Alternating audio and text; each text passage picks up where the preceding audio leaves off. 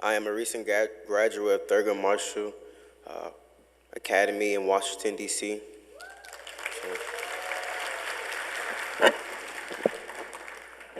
Thurgood Marshall Academy prepares students not to just succeed in college, but to advocate for themselves and their community. In the beginning of my senior year at TMA, I truly thought students' voices didn't matter.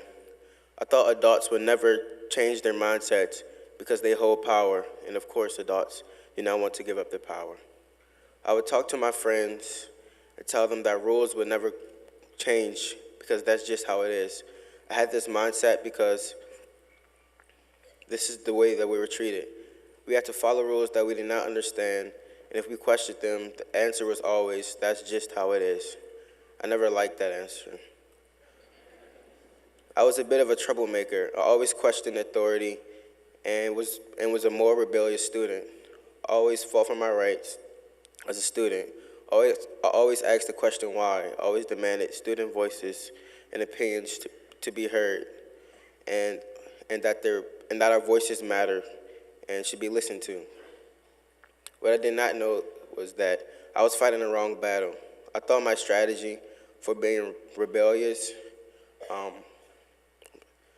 was actually being disobedient. I had to change my approach, and I had to change my strategy. I had to comply with the rules in place to see the change that I was ultimately looking for. My twin brother Zaire taught me what true leadership looks like. Imagine being a twin brother, being connected and attached to that person as if you all share the same body. From the time you are born, you share everything, including initials. You spend time with this person every day in your life because you share the same friend groups, play on the same sports teams, go to the same school, and you even share the same room. Now imagine what it would be like to lose that person, your twin, to something that could have been avoided. Now imagine your twin now imagine losing your twin literally footsteps away from your home. Zaire had the personality that would light up the room. He was energetic, full of dreams and aspirations. He was our track team captain, and he was running for student government president. He was also a youth council member. He aspired to be a forensic scientist and attend Florida A&M University. He was also the best dresser I knew with the most style. He was a person, a leader, and a dreamer, not just another statistic. My brother Zaire Kelly was walking home from our college mentoring program called College Bound. He had just announced his first choice of school, and I was in contact with Zaire, texting and calling him throughout the night until he stopped responding.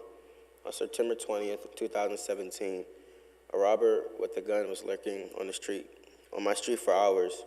Zaire was literally 300 feet from my home when that robber approached him and eventually shot him to death. We lost a powerful leader that day.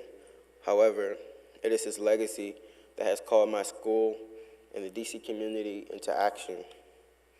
At the end of February, my government teacher, Ms. Lee, asked me if I wanted to share my story with others. I was hesitant, but eventually was open to it. I shared my story with Mary Beth Tinker, a woman who spoke up for her rights when she was in high school. She asked if I wanted to speak at the March for Our Lives rally in Washington, D.C. I said yes, thinking the march would be about 1,000 people, not 850,000 people.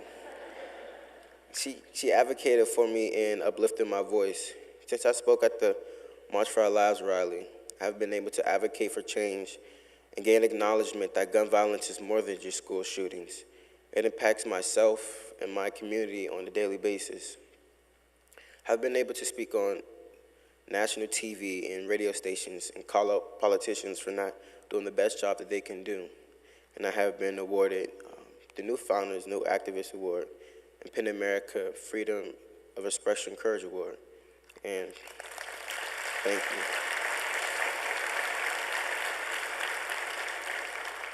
And I'm traveling the country to tell my story, but I was able to accomplish these things because of my high school, Thurgood Marshall Academy, has teachers and counselors who supported me and my classmates through the pain and trauma of gun violence.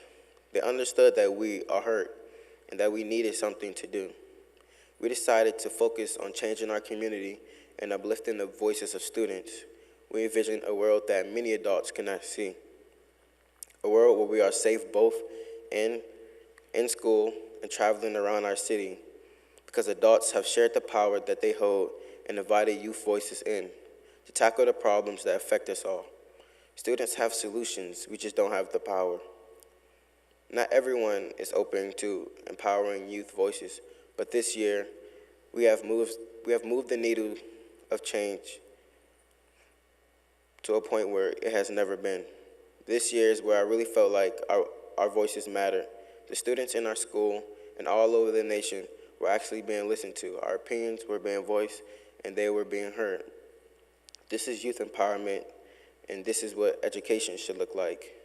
When you let students drive the conversation and talk about issues that they are passionate about. When you are open to new ideas, students are proposing instead of immediately saying no, challenging the reasons why you do things as a teacher and administrator, instead of just saying, this is the way that things are going to be, this is the way things are. Actually listen to feedback and treat your students as not as if they're your subordinates, but as if they're your partners in the classroom.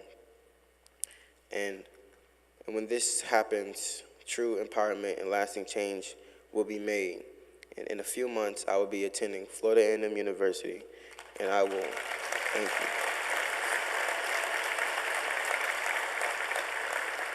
And I will continue to be the change, to advocate, and to educate for the youth of Washington, D.C., for my brother Zaire, and for the future of this nation. So thank you all.